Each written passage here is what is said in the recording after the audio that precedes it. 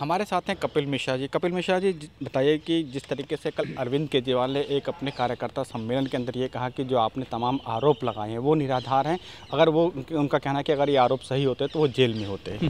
ये नए ज़माने की नई राजनीति अरविंद केजरीवाल जी ने शुरू की है कि अगर वो बेईमान होते तो जेल में होते, यानी जो जेल से बाहर है वो ईमानदार है। तो इन केजरीवाल जी के हिसाब से शीला दीक्षित भी ईमानदार हैं, कलमाड़ी भी ईमानदार हैं, रेड्डी भी ईमानदार है और दाऊद इब्राहिम भी ईमानदार है, क्योंकि इनमें से कोई भी जेल में नहीं है। तो ये नई ईमानदारी मुबारक हो अरविंद केजरीवाल जी को।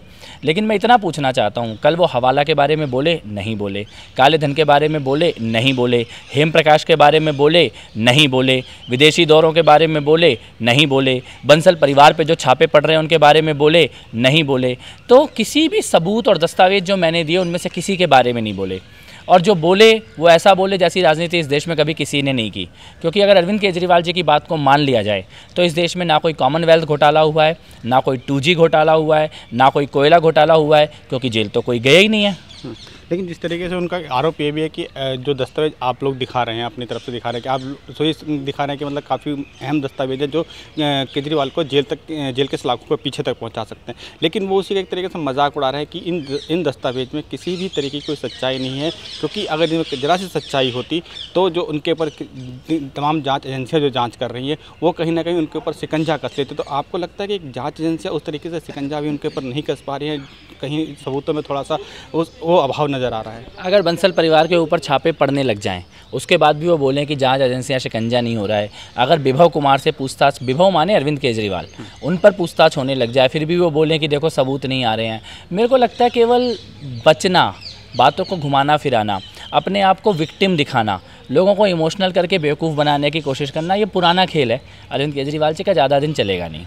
लेकिन सर, जिस तरीके से अभी अरविंद केजरीवाल पहले अपने घर के बाहर किसी से नहीं मिलते थे, कल अचानक वो मीडिया में आए, मीडिया में क्या अपने कार्यकर्ताओं के सामने आए, उन्होंने कहा कि मैं हर विधानसभा में जाकर एक यूथ बनाऊंगा, एक विंग बनाऊंगा, सबसे मिलूंगा, लोगों से मिलूंगा। तो आपको लगता है ना कि अब उनको लग गया कि उनकी जो दिल्ली की सत्ता है वो कहीं ना कहीं खिसकती नज़र आ रही है, इसी वजह से अब वो दोबारा पैतरा चल रहे हैं जो पहले कभी उन्होंने 2012 में चला था। पर चलेगा नहीं। अब पछताए होत क्या जब चिड़िया चुग गई खेत।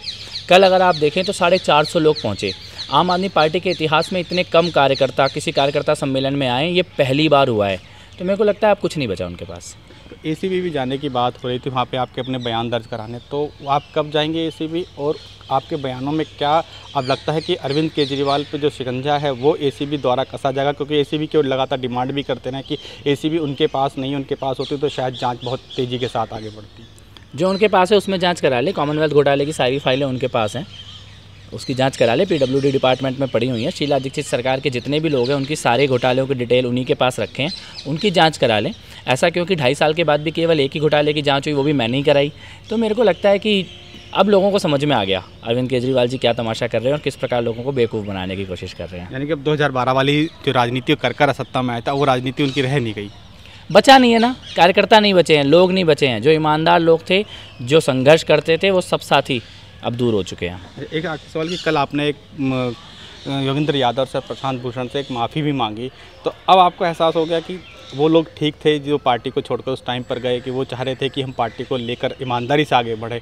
अब कल आपने माफ़ी मांगी, लेकिन अभी से योगेंद्र यादव, प्रशांत भूषण की तरफ से आपके प्रति कोई प्रतिक्रिया नहीं आई है? नहीं, कोई बात नहीं है, मैंने प्रतिक्रिया के लिए माफ़ी मांगी भी नहीं है, मैंने तो सार्वजनिक माफ़ी मांगी है। और ये मैं ज़रूर कहना चाहता हूँ कि कुछ लोगों की आंखें अन्ना आंदोलन के समय खुल गई थी, कुछ लोगों की आंखें चुनाव के समय खुली हैं, कुछ लोगों की आंखें प्रशांत जी और योगेंद्र यादव जी के एपिसोड के समय खुली हैं, कुछ की आंखें अब खुल रही हैं और कुछ लोगों, बाकी लोगों को आने वाले समय में आंखें खुलेंगी।